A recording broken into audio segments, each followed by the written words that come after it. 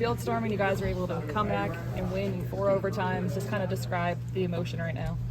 Yeah, obviously a lot of emotions. It's tough to put into words right now. Still kind of riding that high of getting off the field. Obviously, I still got my pads on, so it was great. I didn't know if they were storming the field or not. I didn't really think about it, and I turned around, and all of a sudden, some fan was smacking me in the head. So I was like, "Oh, this is pretty sweet." But it was awesome. Credit to the guys for being resilient and playing their tails off. It's nice to come out on the right side of one of these. We had been close a few times, and we're able to get it done tonight. So it was fun. What'd you see on that pass to Keandre there to in that 4th overtime? Well, first off, it was a heck of a catch. Contested catch, ball was a little behind him. I had to throw it a little earlier than I usually do. We had dressed up the boundary side a little bit different than we usually do on that play, and thought I was maybe gonna have it, so I was a tad bit late getting back, but not too late. And then put it up there, and Dre, he had a few contested catches tonight, so obviously a great play by him to come down with it. You had a few big scrambles late in the game. On that last out of regulation, you had that 120-yarder. I think it was 3rd down. What did you see on that play, and just what did you kind of see on some of those scrambles late in the game? Yeah, so we had motioned our tight end over and gave it a clap, see if we jump off sides. Obviously, they didn't.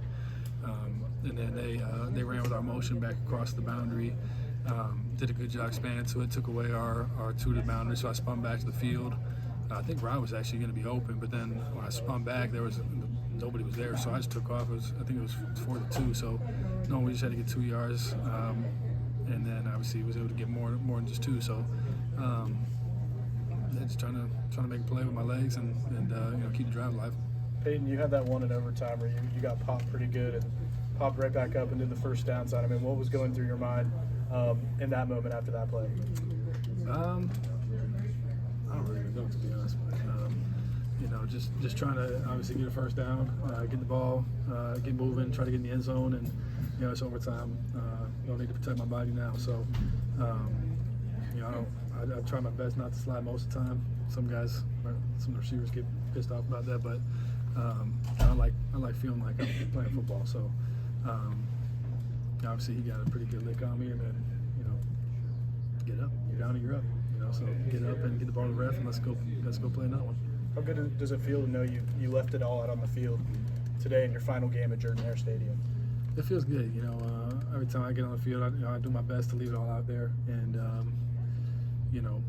give everything I can to this place. Most importantly to my teammates, or really most importantly to my Heavenly Father, and then try to make my family proud the way I play, and then play hard for my teammates and walk away from this one, like you said, I feel like I left it all out there tonight, and fortunately we were able to go ahead and get the win, and I know that the same goes for a lot of my teammates too. They left it all out there and played their tails off, and were able to have victory tonight.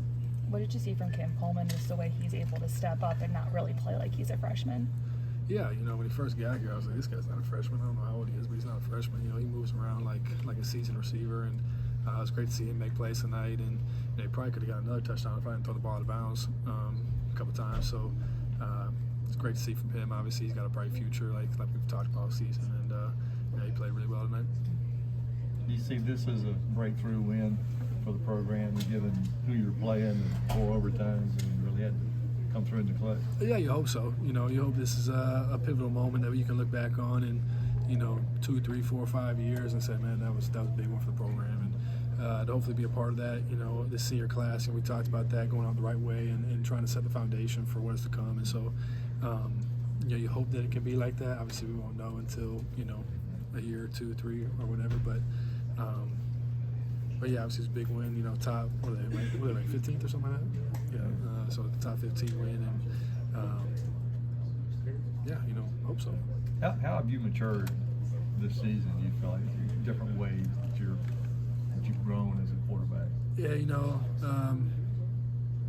I'd probably think about that one honestly to give you a real good answer, but there's been a lot of ups and downs this year for me personally, and a lot of things that a lot of struggles outside of just between the white lines, and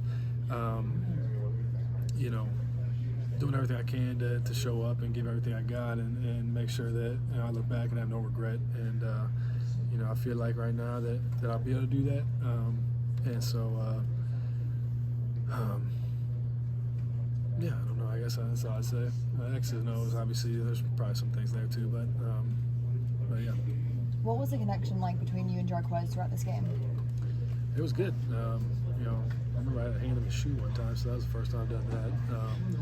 And then I get a view that nobody else gets. So watching him run, and seeing him how strong he is and how hard he is to come down, and there's dirty yards that he gets. He gets another 1, 2, 5, 10 sometimes when the normal running back would not get that. So it's fun to watch him, and I always do my best to tell him good job when he does stuff, because there's a lot of little things that he does that people don't notice either. So it's fun playing with him back there in the backfield, and tonight was another one of those experiences. Hey, there's a point where this game's following a similar script to a lot of the games you guys have had this season. Just wondering what was said as the A&M team came back, and how'd you guys stay with it? What did it say about this team that you guys got off the ropes? Yeah, like you say, we have played games like this and where it hasn't gone our way, and so you do your best not to think, here we go again. That's let that go through your mind. But Luke brought the guys up before that last drive and just said, hey, we got 3 timeouts. Nobody better be hanging their head, and that was 100% true. And just being locked in for that last drive, and then hey, going out there and getting it. And so we were able to move the ball down the field on that last drive and make that kick at the end of overtime. That was huge. So credit to our special teams, our kicking game there. But yeah, guys didn't quit.